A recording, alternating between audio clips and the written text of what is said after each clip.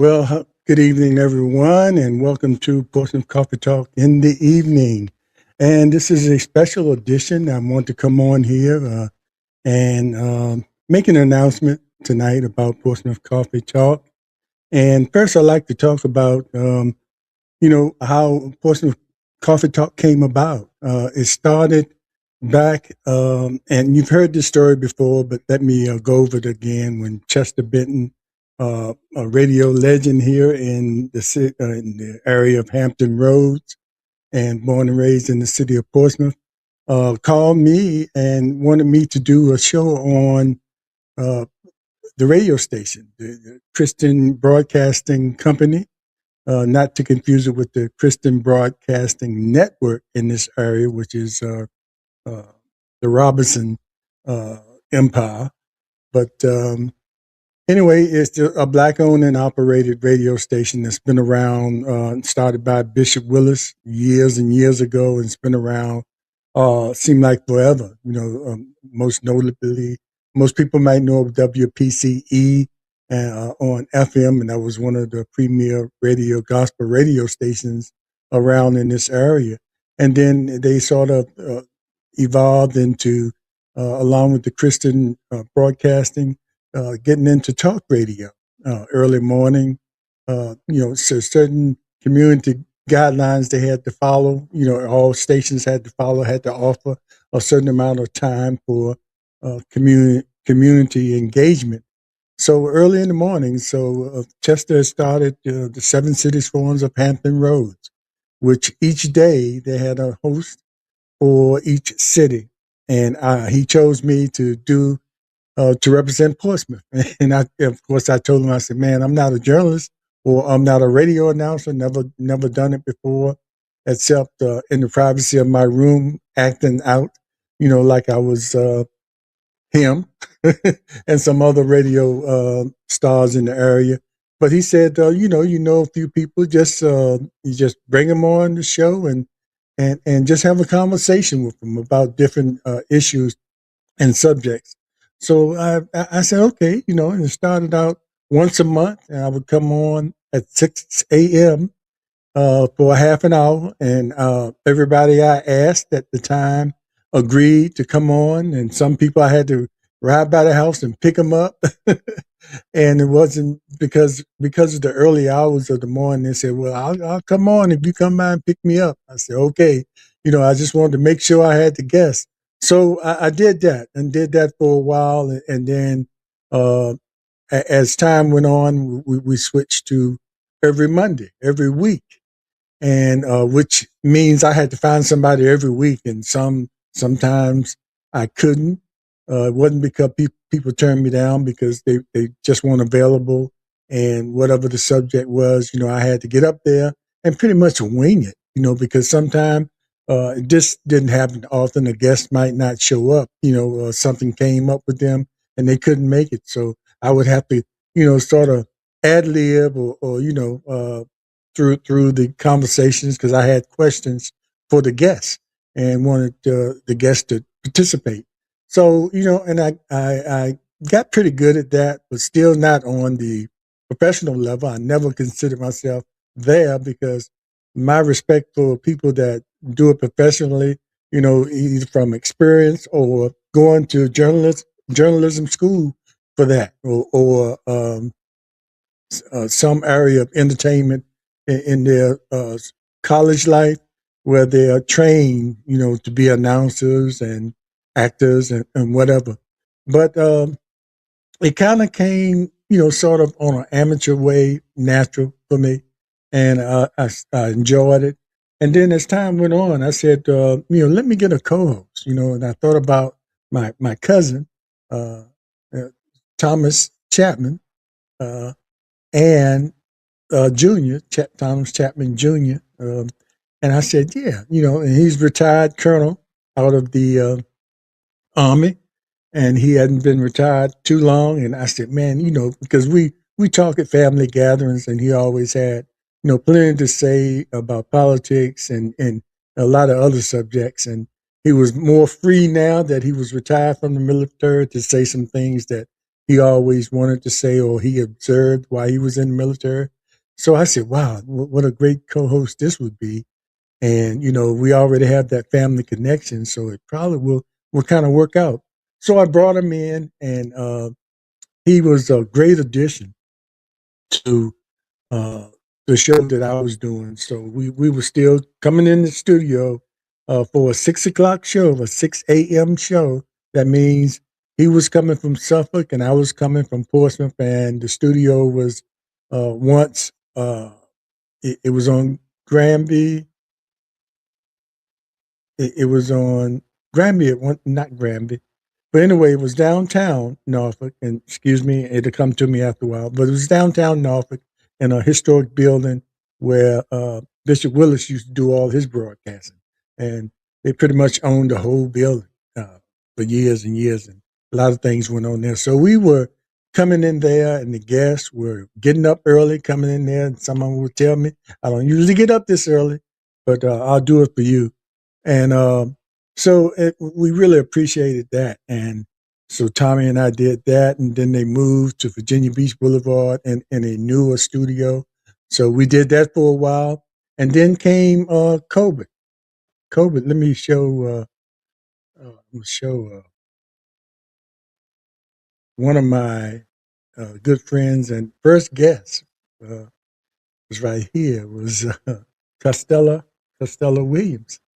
And I was glad to have her that she agreed. At the time, she was on the school board. This was, I'm jumping back now. This is before the colonel came on. And Costello Williams came on. She was a member of the school board, and we wanted to talk about what was going on with the school board then. So she was one of those people I had to pick up. You know, well, I offered to pick her up so she wouldn't have to drive. That early in the morning, and picked her up, and we came in and had a great conversation. So that was one of my early interviews at the station. Sort of backtrack there, and another picture.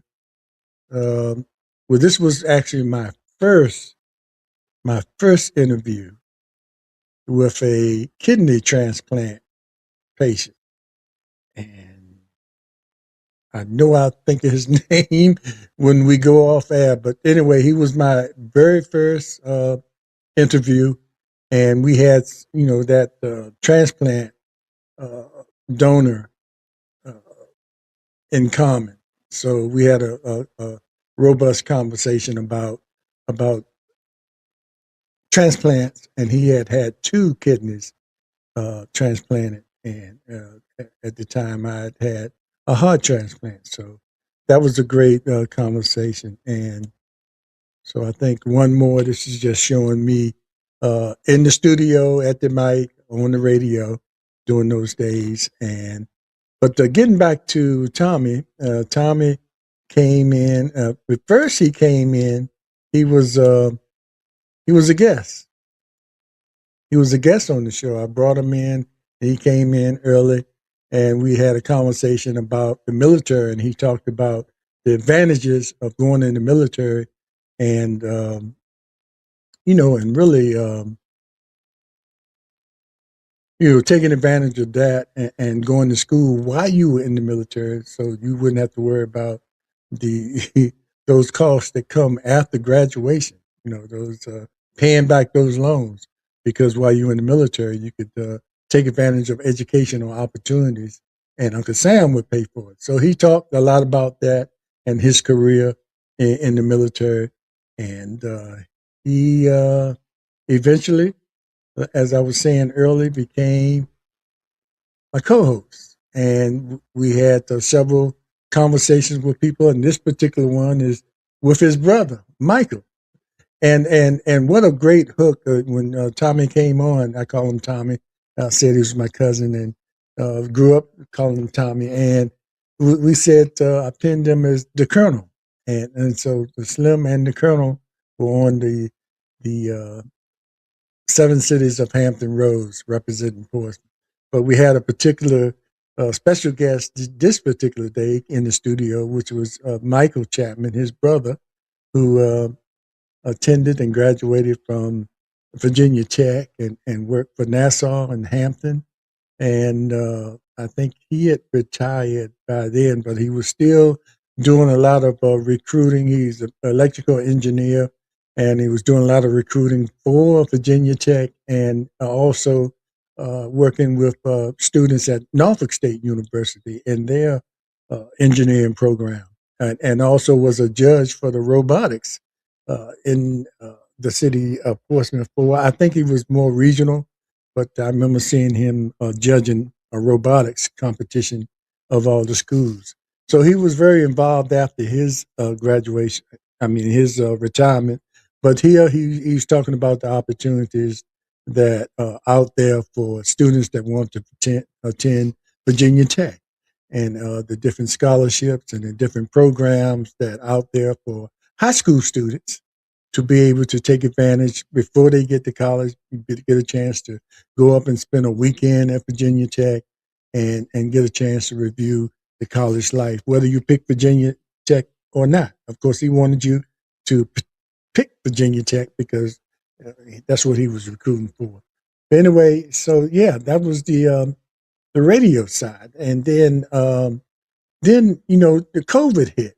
So when COVID hit, people were we stopped going into the studio because you can see how close we are, and we would be in this room, this studio, with our guests. So we started doing the show virtually, and and people would we would call the radio station. The first half hour was on the radio and live on YouTube and I think it was just Facebook at first, but Facebook, and then we gradually added a YouTube channel.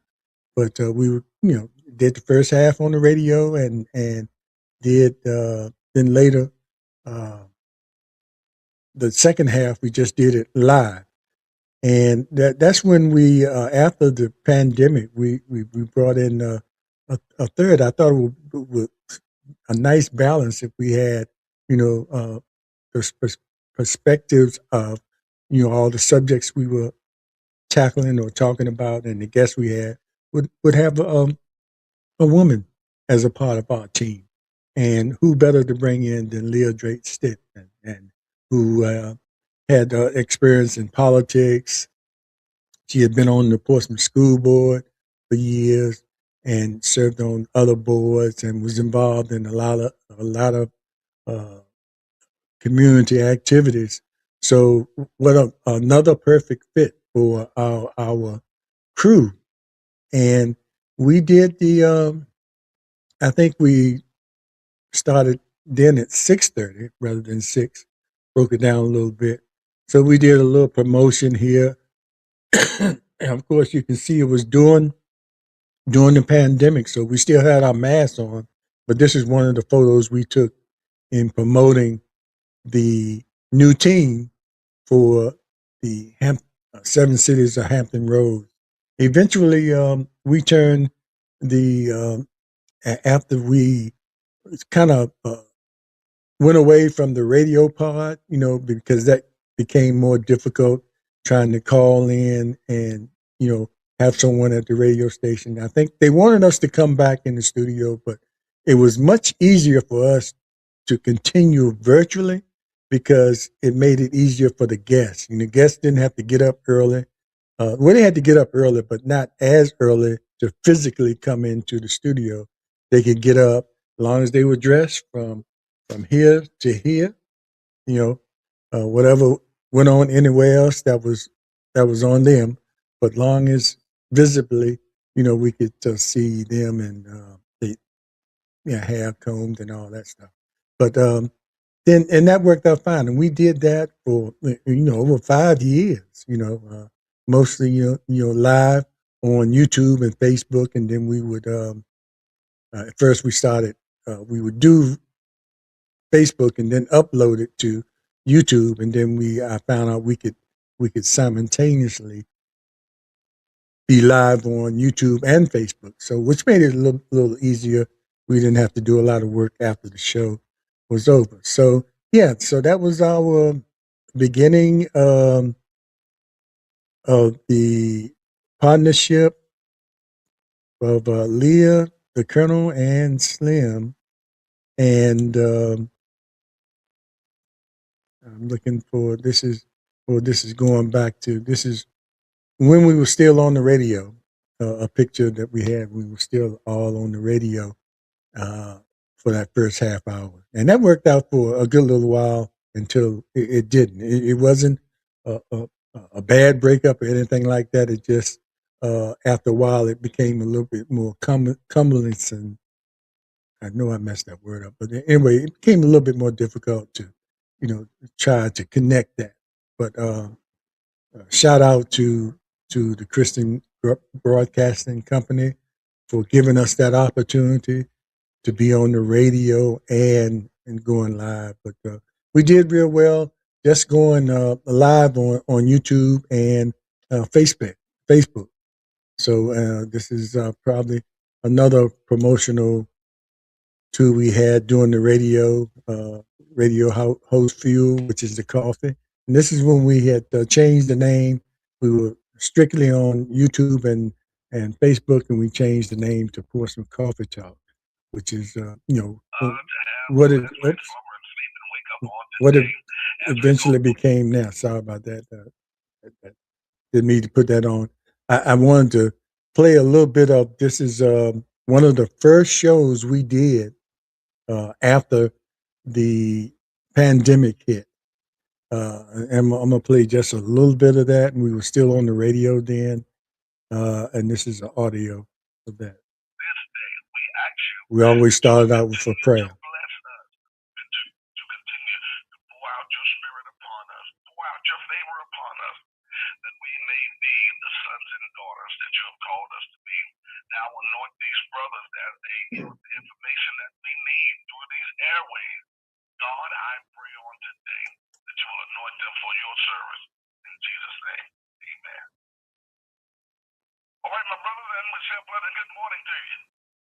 Good morning.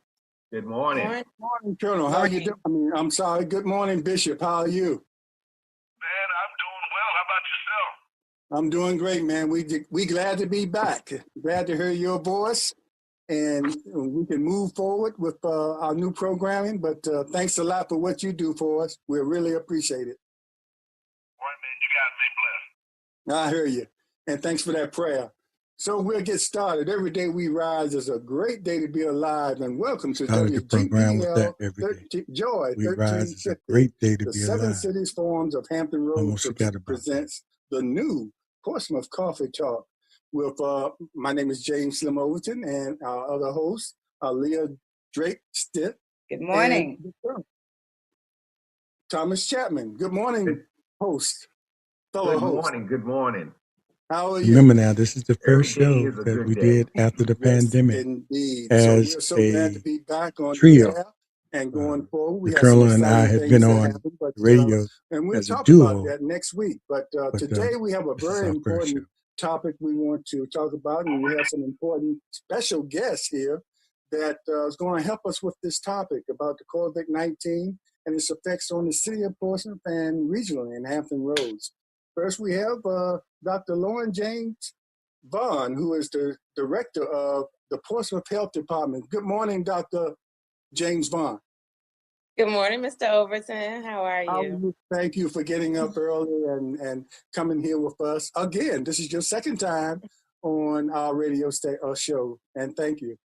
And also with her, we have Avante Allen Benson, who is the Population Health Manager with the Portsmouth Health Department. So, okay, that was our first show after the pandemic as a trio, and with the new name of Portsmouth Coffee Talk.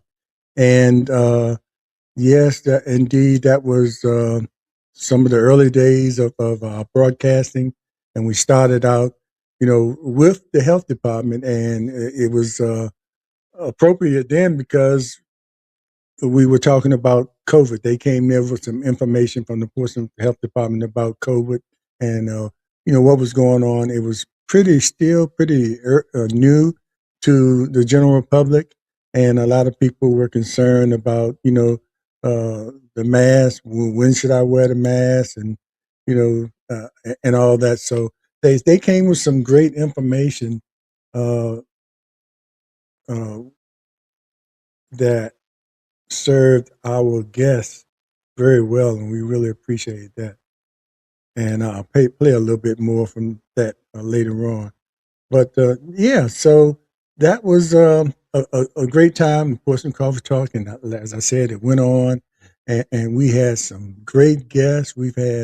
Uh, we had Don Scott. He wasn't the Speaker of the House then. He was uh, just starting to think about running for state delegate, and he was an attorney here, and he had been served on some boards and commission. I think he was on the EDA, Economic Development Authority, and probably some other things. And we had Senator Lucas on many times. Anytime we asked her to come on and talk about it, and it's usually after the General Assembly's session, and she would come on and talk about the different bills that were passed and some that didn't make it that she thought should have.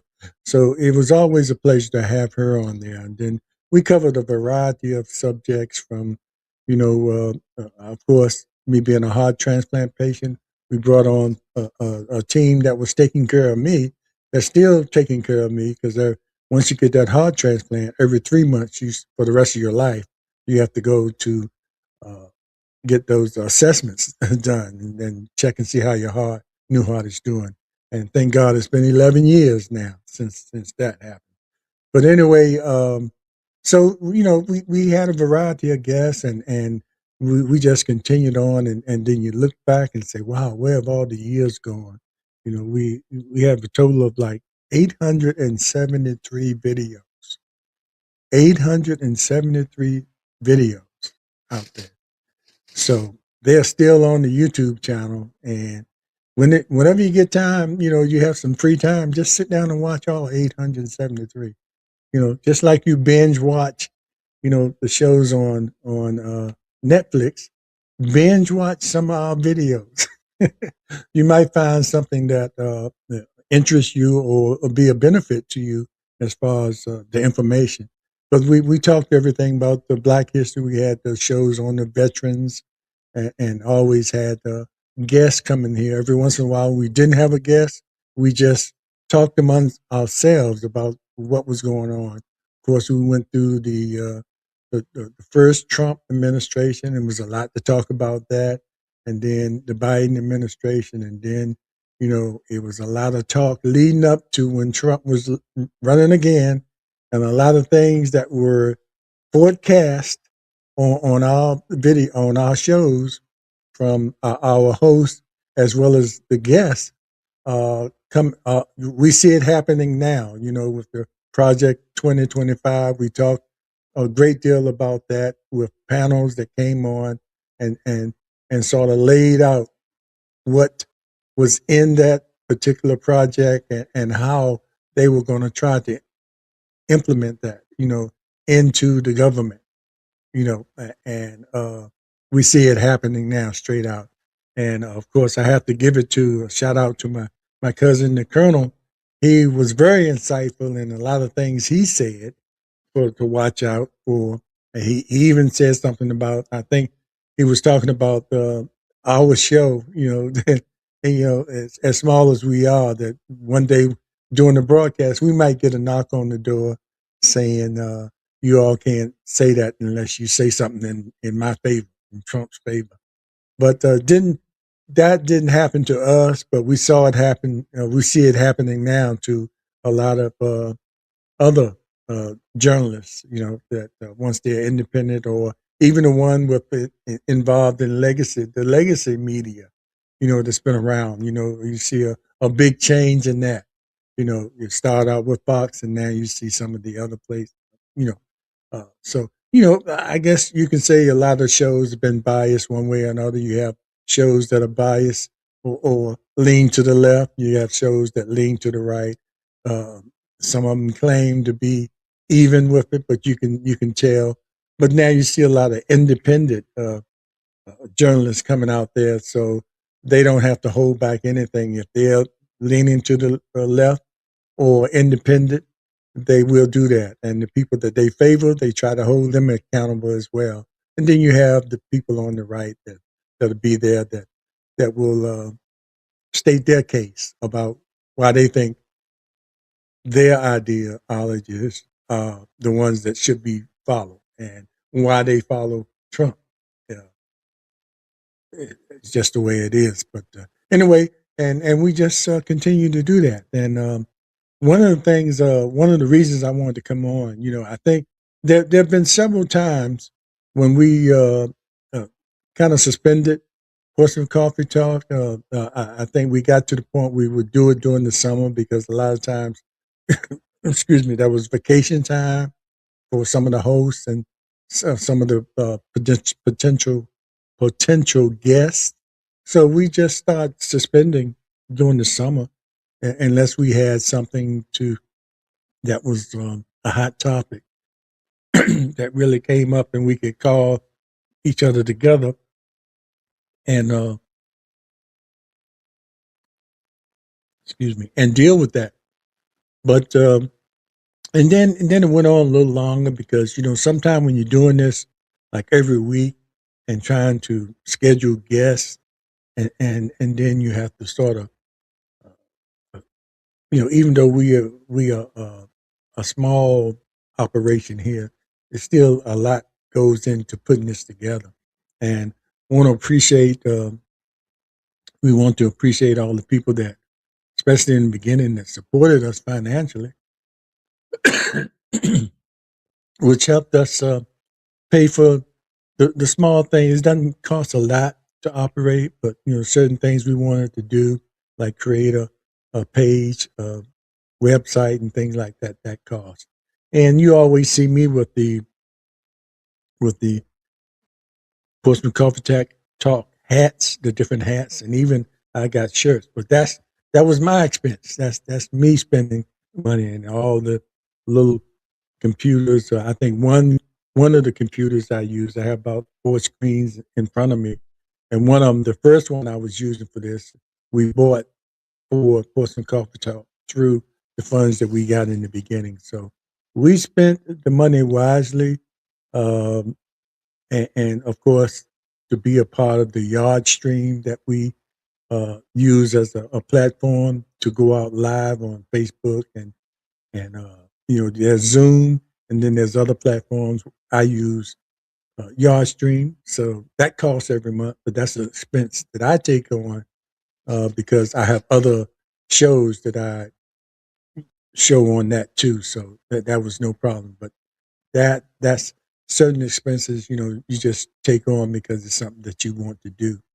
But we use all the donations we got in the beginning to help us start out in our bank account. We used it, put it right back into trying to do certain things in our production. So, but it's come to the point.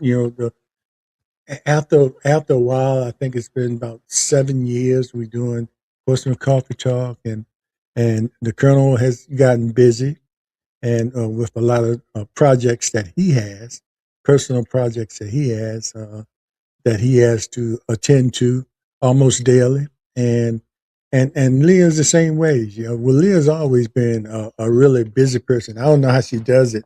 She's involved in so many things, and even during the times when she was a regular on here, she was doing all these different things. And I thought it, like I always thought Bobby Scott had like maybe 2 or 3 doubles because he would be so many places. And I think Leah sort of learned from him how to manage that and be all these different places at the same time. You would never see him leave. You always see him come, but you never see him leave because they would get out of there and they'd be at another event, and you see him on the news. Wasn't he just with us? And there he is, at another event. And Leah was that way too. And she has a lot of commitments and everything like that. And she's been coming on lately, off and on. And so, I have some other interests. I have the Slim Nations one-on-ones experience, and recently launched a Slim and Shona show, which I do with one of my Norcom High School classmates, Shona Swinson. We came together with that after I did an interview with her on her personal experience with domestic violence that uh, nobody knew she was going through. Well, a lot of people knew I didn't know. This it started pretty much right after high school. Well, not right after high school, but maybe within years after high school when she got married. And what a compelling! If you ever get a chance, you go to my Discrimination 101's experience and look up the domestic violence with Shona Swinson and check that out. It might do something to your spirit, your heart, and but anyway, so we decided that went well. So let's start a little podcast ourselves. And she is in Atlanta, and I'm here in Portsmouth. So we call it Our Take on It. That's the title of it, featuring Slim and Shona, and from P Town to ATL. So anyway, so I have those other projects, and and once it gets down to one person, and it's so much going on in politics. You know, it can get frustrating sometimes. We're doing these shows, and every day you're talking about politics, and after a while, I used to be a big fan of Joe Madison on Sirius Urban, Urban View, and he would always say when he was talking about different subjects, and people would call in and talk about how they feel about certain issues, how they feel about Trump, how they feel about any number of politicians that were out there, and he would say, "Okay, that's fine. You made your point, and what are you going to do about it?" So it would be like a call to action for the people, rather than just talking about it. What are you going to do about it? And so it's gotten that way with me. I just if you want to have a discussion about it, you know, let it be solution based. And it's not going to always be that way, because some people just have to uh, get it off their chest, per se. And I can understand that. And this is a good platform to do that. And anybody can put this together, if you have some things to say. And I encourage people to do that, because that's why you see so many of these social media shows like this or podcasts popping up, because everybody has a story, everybody has something to say, and nobody can say it better than you. so, so you see people just popping up and having these shows. So, but let me get to the point of the special announcement.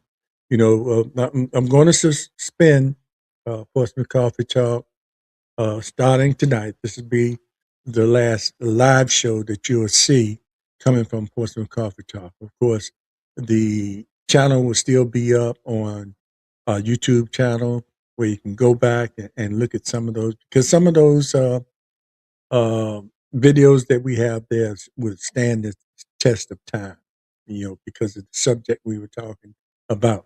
And some of them, even the political shows, you can sort of still probably use them, because we have a tendency not to learn from our history.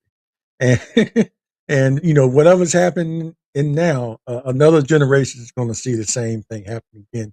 Unless we learn this time, I think hopefully, the people will be listening and learning this time. But they didn't learn last time, because we tried to tell them. But I told you so. And and the other day, I was looking at Kamala Harris, was some of her old speeches, and how prophetic that was.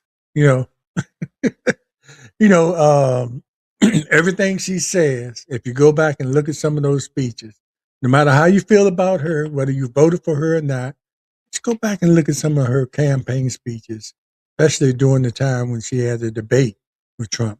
And some of the things she said, it was just like he wrote down everything she said and said, "I'm going to implement this." Everything she said is happening right now, or he's doing almost to the letter.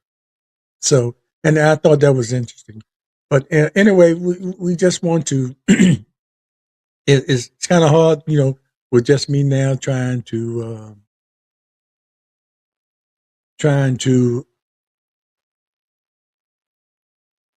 No, Lewis Bracy came on. Did he kill the show? No, no, Lewis, you didn't. This was something that I was thinking about doing for a while. I just wanted to step away from politics for a while. So many people are doing it. I still might have special Horseman Coffee Talk shows, but on a regular basis, I just want to, concentrate on some of the other things that I want to do. And another reason, we've been on here for a while. We got 873 videos, and not a lot of. We get a lot of people to watch, but not enough where the people that watch, subscribe. We see a lot of people watching, and we should be way. I look at other shows. We should be way up in the numbers, considering the amount of time we've been up here doing this, and the amount of videos that we have out there, and the consistency we've been on every week, every Monday, starting in the mornings, and then we switch to the evenings. And even when I made that switch to the evenings, I was thinking about it might be time for me to sort of step back. And the other shows that I want to concentrate on, we still going to, Lewis, I still want to bring you on those, but it will be more of a one-on-one conversation and possibly panels, but it won't be concentrated on politics alone, like pretty much what Horseman Coffee Talk does. Even though over the years we covered a variety of subjects, but we wanted to. Uh, we had a lot of shows that were geared towards politics, which was a good place to have it at Portsmouth Coffee Talk. So, no, you didn't kill it. You didn't kill it. It was. Uh, if anybody saw the last show, it was a lot going on there, and trying to control our emotions sometimes is difficult for some people, especially when you have seen so much, you know. And I think the guests we had up there, we had Madison Downs and we had Lewis Bracy. Madison Downs is a Republican, and he his his opinions and thoughts and beliefs are totally different from Lewis, and Lewis was really. I think both of them offended each other more so, but that particular show, I wanted it to be more of a conversation. But sometimes it's hard if you're really passionate about something you do to control or those emotions when someone is before you that has a different opinion, and you really feel strongly about yours. And I think both of them felt strongly about uh, the way they felt. Lewis might have been a little bit more um, uh, abrasive uh, than Madison Downs, but it was just one of those things. So it was a combination. A lot of things have happened before that were the same way that you know I, I didn't know if I wanted to continue to put myself into the political game, even though I've been around politics for over 40 years. Locally here in the city of Portsmouth, been never been elected to office, but I've been campaign managers and helped people get in office, and I've served on a lot of boards and commissions, important planning commissions, economic development. Did 8 years on both of those, so and a lot of the NAACP and Martin Luther King Steering Committee. I've been members of those groups, church and community and action, and still active in my civic league. So I've been out there. I've been in the community, and at this age, I'm 71. I'm just at the point where I just want to do some things that I want to do. It's not necessarily a bucket list, but as far as this social media thing, I want to explore a little bit more.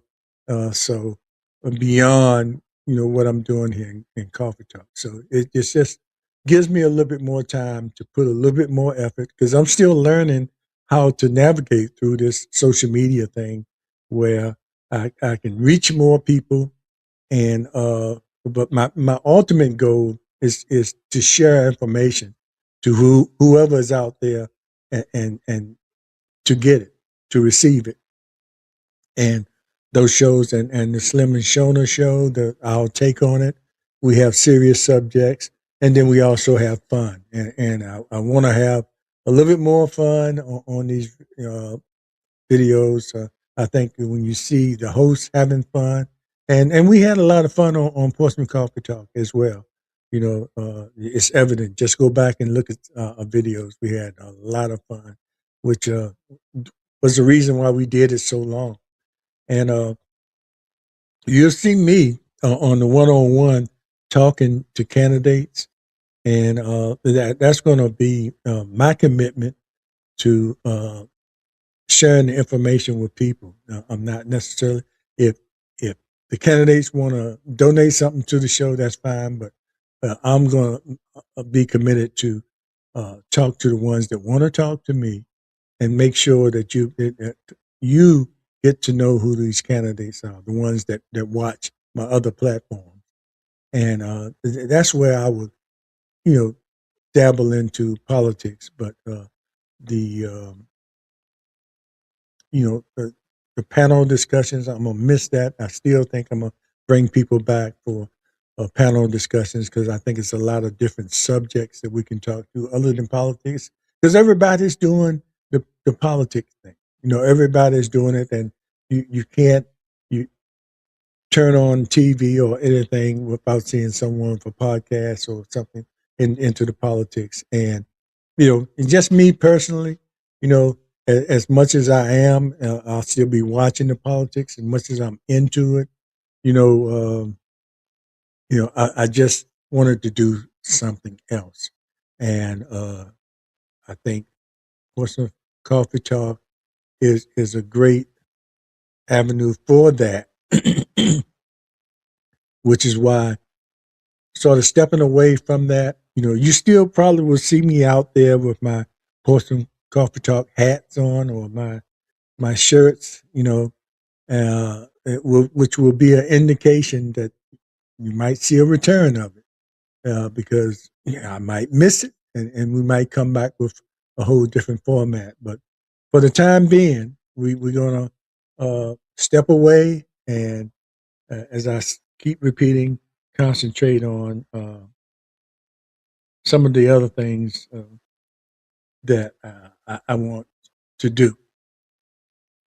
So that's that's that was the big announcement for Portsmouth Coffee Talk. Is kind of uh, it's kind of kind of sad. Well, not sad. I mean, I'm not saying it's the end of Portsmouth Coffee Talk because it's all these years it's become a part of me uh, and what we do here, regardless if we don't have the big numbers that you see the big boys have. But locally, a lot of people know about Portsmouth Coffee Talk and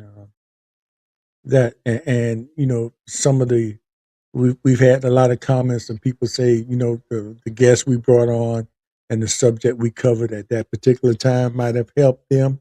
We've had Dr. Bruce Copeland come on. He's came out of the School of Social Work, Ethelyn Strong Social Work at Norfolk State University, and he's a licensed clinician. Even while he's also working uh, for the city school board for the school system in Hampton as the social work coordinator. I think I got that right, or director. Don't want to slightest name. We've had uh,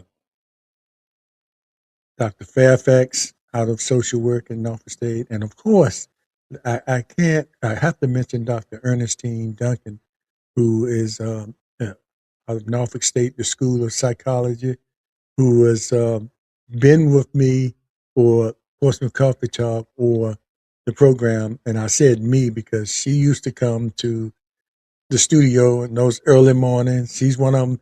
Only reason I had to pick her up sometime because she had broke her ankle or something like that and couldn't drive. So she would come on quite frequently, and she never turned me down if she wasn't busy to come on and talk about a lot of issues. And I think it really, I mean, we got deep with her suicide and a lot of issues that psychology deals with, and psychology is the study of human behavior. So she would come on periodically. I think she was on more than probably any of the guests was. She became a guest host, and Louis Bracy became a guest host too. And let me shout out again to Louis Bracy for what he did when he came on. He brought a lot of people from where he lives in Maryland now. A lot of people involved in politics, in the school board, preachers, and uh, state delegates. And it was interesting as we talk about the DMV, Virginia, D.C., and Maryland, and you know, and had the chance to talk about the similarities of the states and what each of the states were looking for and how they were progressing. So really enjoyed it. So I hope he will continue when we do those panel shows to bring us those people from outside of Hampton Roads to come on our show and talk.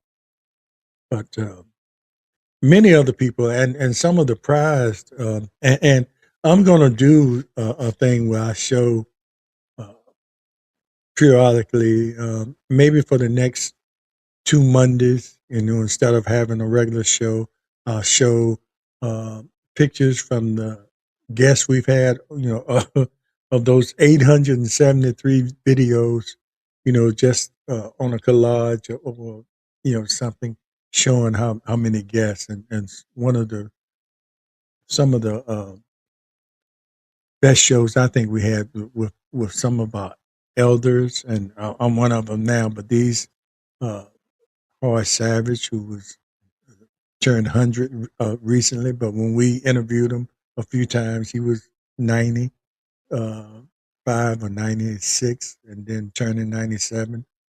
We had the band, we had Helen Davis, and she was like 92. We had Vernon Crump, he was in his 90s. So please look at those videos, the conversations we had with those. Imagine people being on Earth that long, the kind of information they can share, or just the personal experiences they had, you know, going back 90 years or 80 some years, from a child up until now, and they're still here. Emory Fields, the great band director of I.C. Norcom, and then at Norfolk State. He came on, and I'm glad we got him uh,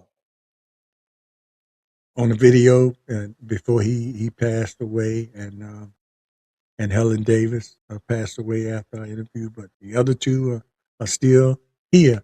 And it's a host when you think about it. And every once in a while, I go back and scroll up some of those videos, and I have to rewatch it because I can't believe we got those people agreed to come on for one thing, and we got them to really share some information, uh, sometimes personal. We've had people on my other platforms that once they came on, were talking about breast cancer, that they said that's the first time they ever shared that much about what they have gone through as far as being a breast cancer patient or domestic violence. So this thing is it's fulfilling for me to have those conversations with people. So I will continue to do that at my amateur stage here.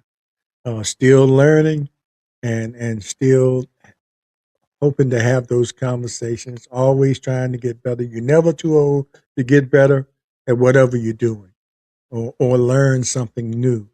And when you talk to somebody that's 100 years old, and you stop complaining about those aches and pains you might have because you're in your 70s, you know.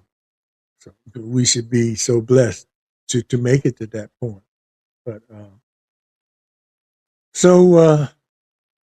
I think I just wanted to play. Let me just I played some from the first video that we had, and I just wanted to capture something else. And this is the first video we had once we changed our name to Portsmouth Coffee Talk, and from the health department. Play a little bit more of that.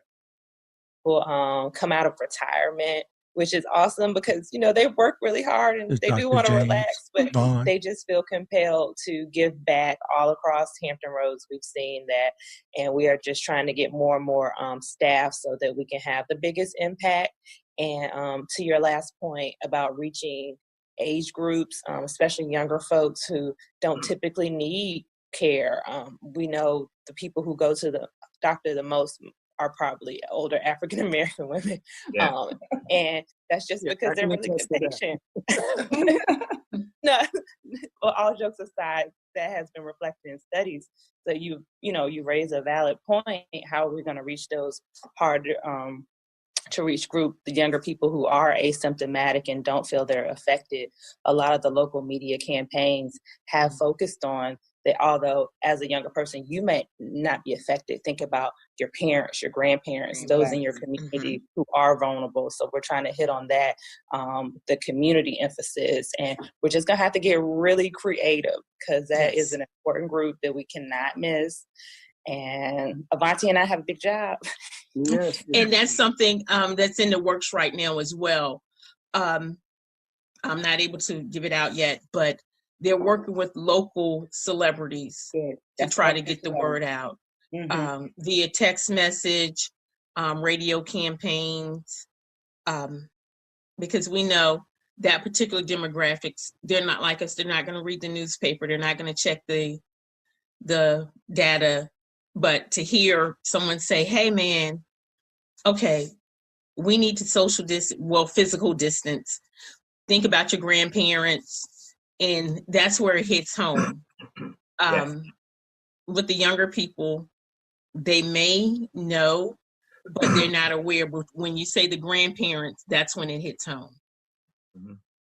One other thing too is what is the data collection requirements that you have? Since we have to give 2 shots, and then so, for instance, we have a flu vaccine and you have the drive-through clinics, and it has a different data collection that since it's only a 1-shot flu vaccine, now that I have to give 2, now I've got to go back and make sure that this whoever's getting vaccinated, say in the clinic. So okay, you can tell that was back during the COVID days. We talked a lot about vaccinations, and you kind of knew what was going on then. That was a crazy period. We had people that didn't believe in the science. And what was amazing to me was people going in stores fighting because they didn't want to wear a mask. They felt like it was their right not to wear a mask.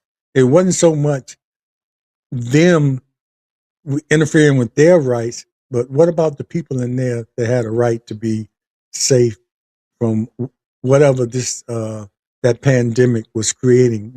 And it was early on. Nobody knew the extent of it, and how bad it could be. And it turned out to be really bad. A lot of people died, and you had these people fighting because they didn't want to wear a mask coming in a grocery store for a few minutes, and it was so funny to me because I right after my transplant, I had to wear a mask and gloves everywhere I went. I remember going in the grocery store and somebody, one of the workers, in and say, "Okay, well, what's wrong with you that you got to wear a mask?" what are you, what are you protecting us from?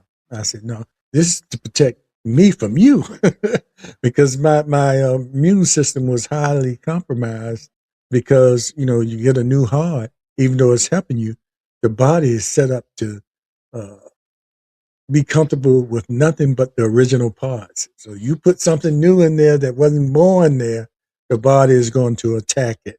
And that can be devastating to a heart transplant patient. You got a new heart in there, you're feeling great, and your body's attacking it. You're trying to kill it. But you have to be on medication the rest of your life. But for a long time, just like cancer patients, I had to protect myself from the environment and other people because my immune system hadn't caught up with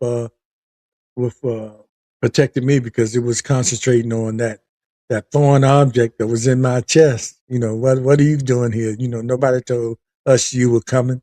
You just show up one night. But yeah, that was what was going on during the COVID. So we experienced a lot of different things that were going on, and of course I mentioned about the Trump area, and then the Biden era. So just like Biden being Democrats and Kamala Harris being Democrats, and we leaned to the left, we still had to be accountable, but we had to hold them accountable for their actions, which is something I always talk about when I do talk about politics, especially local. You have to hold the people, even though if they're your friends and they're in office or anything like that, and you don't want to hurt their feelings. I think that they probably will appreciate you more if you let them know that you don't agree with something that's going on. And does if they don't know how you feel, they have to rely on the information that they're given, from their staff or from whoever's presenting to come to a decision, and that's going to affect their vote. So unless you talk to them and let them know that you don't want that, in most cases, not all cases, sometimes, some people are going to do what they want to do, regardless of what the citizens want. And we can see that on the national level. But that's another story for another one of my platforms. But it won't be as deep as we get into here with Portsmouth Coffee Talk. But there will be some conversations I'm going to have. Giving my opinions of how I feel about certain things. I just want to let people know when I'm on here as the host or producer, I call myself producer. And the only reason I use that is because I have to do so much when every once in a while I will show the screens I have here, and it's not really complicated because if it was, I wouldn't be doing it. I try to stay away from complicated things. That's something I should have learned a long time ago. But I do have quite a few screens here that I'll just be checking out, making sure each platform is coming through like it should. And then sometime I might want to play audio, or sometime I play a video, or I show the pictures. So I have to be kind of busy. So I let the panel guests do most of the talking as far as their opinions and thoughts and beliefs on the political subject we might be talking about. And, and every once in a while I'll chime in. But I do have some strong opinions on that. And that's why sometimes when I come on uh, and pop up and do a live, that's when I really express myself. But when I'm one of the hosts, I feel like that's why I have guests, for them to express themselves.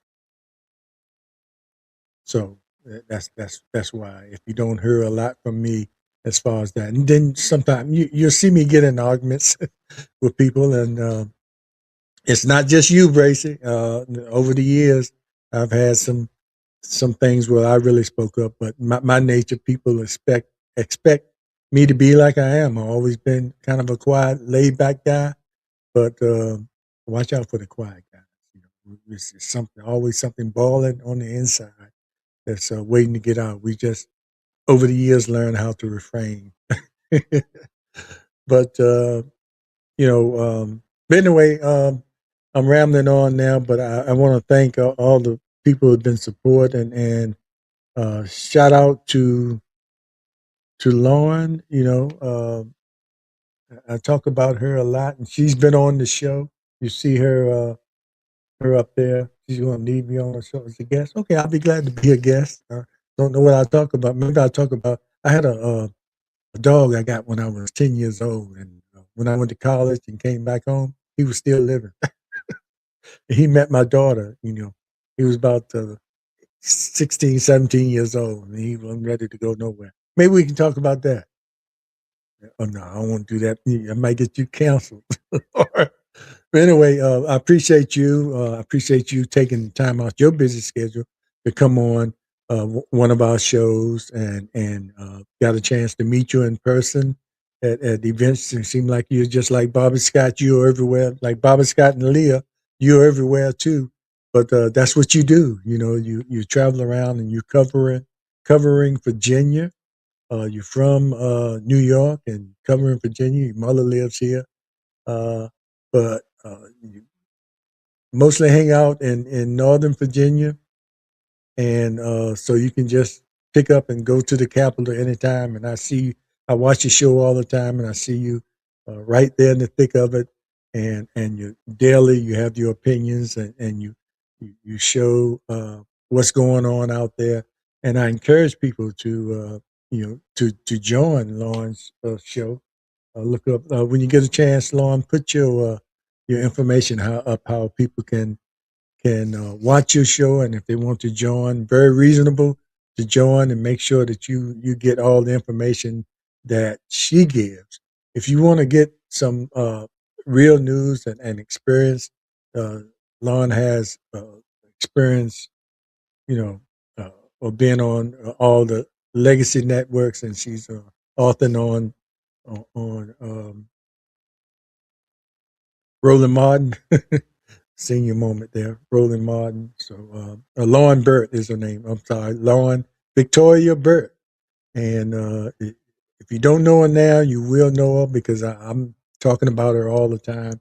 It's a pleasure for me to meet her, someone of her stature, of her uh, in journalism. You like when I talk about the professional journalist, and I'm not, I'm just a guy with a mic and a camera. This have the opportunity to get in this game, but the respect for the professional journalists that's been out there for a long time, and now most of them, a lot of them are independent, where they can really take the experiences they've had in legacy media and in different areas in that medium, and use it now and use their voice to really help us out and make sure we understand what's going on in the news today. So she covers Virginia, but she also covers the national scene. She also covers Trump. She also covers whatever's out there that she feels like we need to know. So Lauren, I appreciate you. Uh, and just like all the other people have been a part of Portsmouth Coffee Talk over these years. And like I said, it's not goodbye. It's just so long for a while, while I try to, concentrate on these other platforms and help them grow. And hopefully, Bluetooth disconnected. as I learn, we can grow those channels to the point where we can get as many viewers as we can. But so I think that's about it. It went past an hour. Sometimes you do that, when you start talking. I want to show some of these other people's. This is shown, not the dog. I guess she's heard the story. This is uh, Shona's content. Shona is the other half of the Slim and Shona show, and I know some of you have seen that. And hopefully, tune in every Tuesday night. And sometime we switch to uh, to Wednesday nights because sometime I have to make my appearance at City Council here in the city of Portsmouth, or it might be something. So I'm still involved with the politics, but I'm really concerned even though I watch the national scene, but what we do here, because I think all politics is local, and what we do here in politics locally in your city or wherever you're from, it affects you directly and very quickly. You know, all the and statewide, all the whatever happened during the General Assembly, any laws that passed, anything that the governor signed, July 1, they go into effect. I mean, then you have to know and keep up with what's going on, because if you don't know, you might, after July 1, you might be breaking a law. So you have to be careful. So we look forward to hopefully getting Senator Lucas on here, and she's usually very gracious in coming on um, after the General Assembly, and Don Scott too. He's usually pretty busy, and we try to get Delegate Hayes in here. All of them represent Portsmouth, so we look forward to that. And as well as the mayors of the city, I forgot to tell you, I do have this little thing that's under the Slim Nation uh, called City Talk with Slim. And so far, I had a conversation with the mayor of Hampton, Jimmy Gray, who is from Portsmouth, Tina Vick, who is a councilwoman in Newport News, of course, Shannon Glover, and uh, I had her. So it's open for elected officials here locally in Hampton Roads, as well as we're looking forward to talking to that everyday citizen. And since the weather is breaking too, you might see me more out there in the street, you know, doing my Don Lemon thing. I don't know if I'll be walking up to people and just asking them questions, because some people, they see a 6'5" old guy with a scrunchy beard coming up there. They might get on the other side of the street, but I'm a harmless guy. I just want to ask you a question, get your opinion about something. So look forward to that. Look forward to that's another reason I wanted to sort of break down some of the things. I had three to four different platforms I was trying to navigate through. And when you do that, something is always going to be lacking. Only women can multitask. Men, we have a problem with that sometimes. Women can do that, but uh, so I just wanted to concentrate, and I wanted to make sure when the weather broke that I was out there, not trying to be the on the beat reporter, but just some things that interest me, just being out there in the public, and just showing that when you get older, you're still relevant. You know, and some people say now, I will say now, in your 70s, that's not old anymore. It sure feels like it though. Got up this morning. Well, anyway, we won't go there. I diverse. I won't diverse. I'll just show a few of these comments, and then we'll be saying adios. Oh, Shona, I won't talk about the dog unless I get a request for it.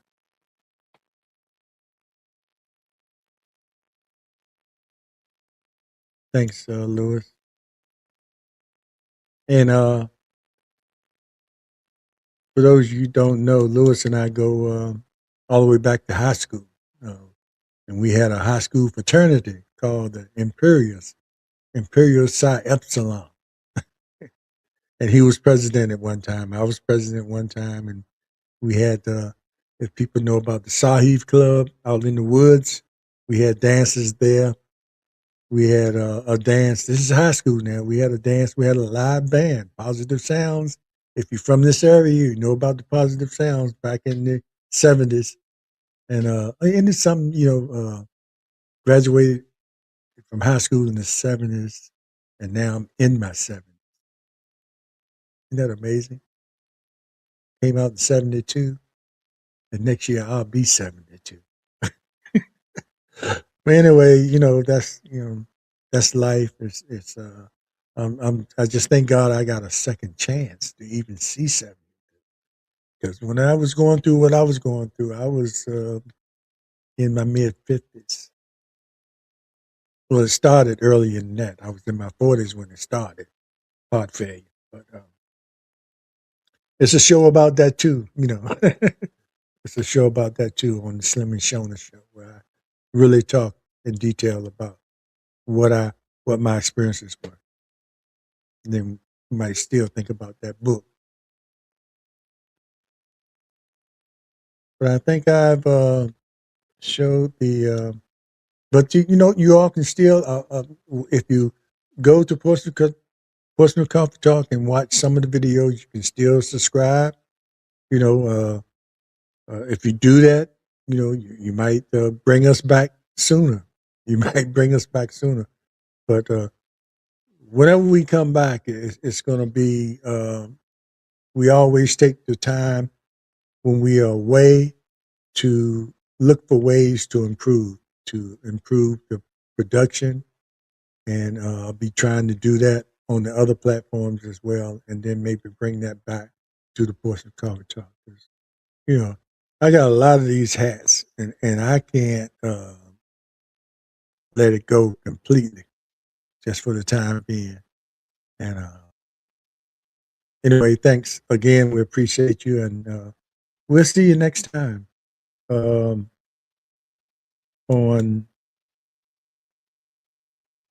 Well, the next time you'll see me is on the Slim and Shona show. We on every Tuesday. Don't know what we'll be doing next Tuesday. Tomorrow, if we'll show a older show or something like that, because we're working on getting some people coming in now, because it takes a lot to put these. It doesn't look like it, but it takes a lot to put some of these shows together. It looks raw and unrehearsed, and it is kind of unrehearsed. When you go live, you have to, accept whatever happens. If you sneeze, you can't cut that out. That's there. If your nose is running, that's going to be there. I did have a show where I was talking to a guest, and I got so congested, and I didn't think all I had to do was turn my camera off, turn my mic off, and take care of that. But I sound like nasal Slim. You know, I'm trying to get through the interview with her, and she had a lot to say. She was an author. I love interviewing authors, especially local authors. Um, just get into their head about the books they write, because even if it's even if it's fiction, it's still a part of them. It's somewhere. Once you start talking to them, they are pulling something from their life. But anyway, I was talking to this author, and man, I was so I was glad that she was very talkative, because the more it went on, the more nasal I got. And by the time we got to the end, do y'all know who Melvin Franklin is of the Temptation? That was that guy with the deep voice. I sound like Melvin Franklin. Merry Christmas for the Temptation. No, I can't get that low now, but I sound like Melvin Franklin of the Temptations before that interview was over. So when you go live, you just got to take whatever comes, and that's why I like going live. It's like a daredevil thing, you know. And so I'm going to end it just for real this time.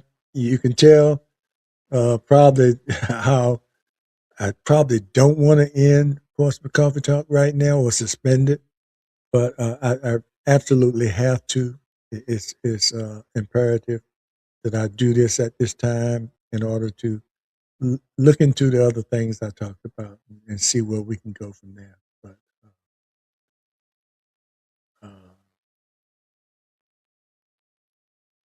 I will put this up there.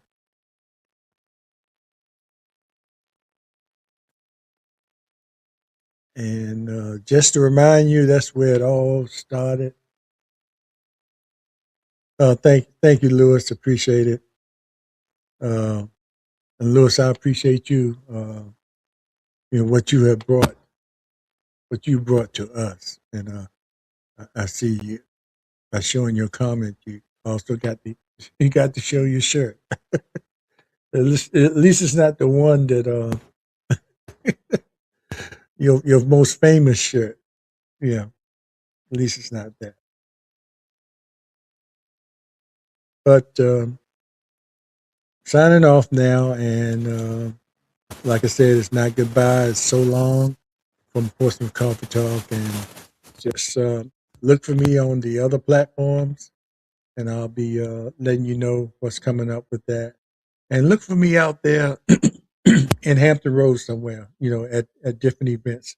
I was at an event today, and shout out to Big Homies and Eugene Swinson, who broke ground for a new community outreach center for youth. He has a very successful one right now on Deep Creek and Elliott Avenue, and you know what he does for those children after school uh, is amazing. So it's only fitting that he has proved himself out there in the streets and was able to achieve the funding in order to build an even larger facility to accommodate more children. It's right down to those people that know Portsmouth.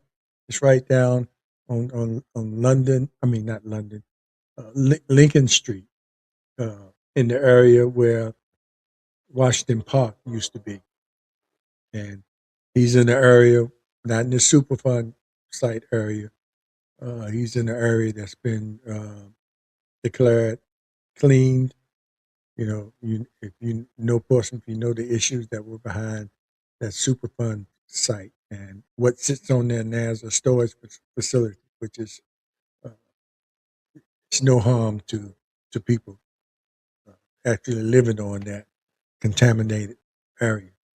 They clean most of it up, but it's still not ready. But the area he's in is has been cleared by the EPA, and it's all ready to go. In about 2 more weeks, they'll start construction of it, and look forward to seeing that project come out the ground. And hopefully, we'll have him on the one-on-one soon to talk about. He's been on our shows twice, and we have him on to come back on, as well as other people that are out there doing the work on the ground.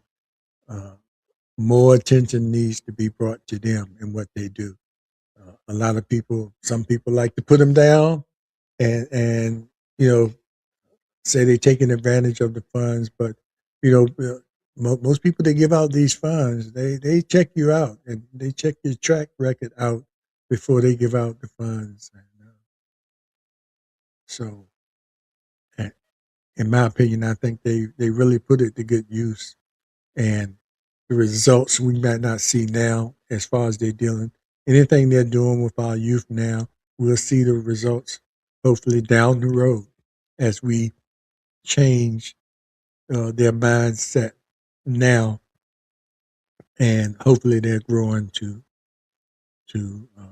people that will give back for one thing and really contribute to society, not only here in Hampton Roads, but all over.